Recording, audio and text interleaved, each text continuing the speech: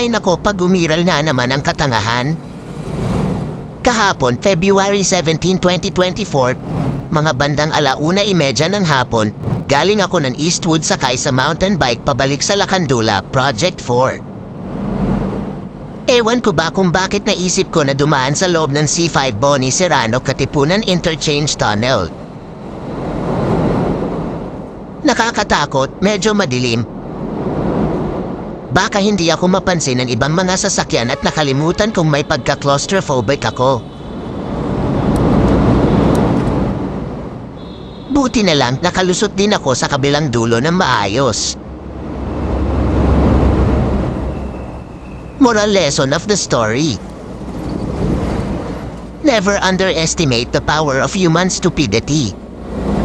It can happen to anybody, that includes you and me.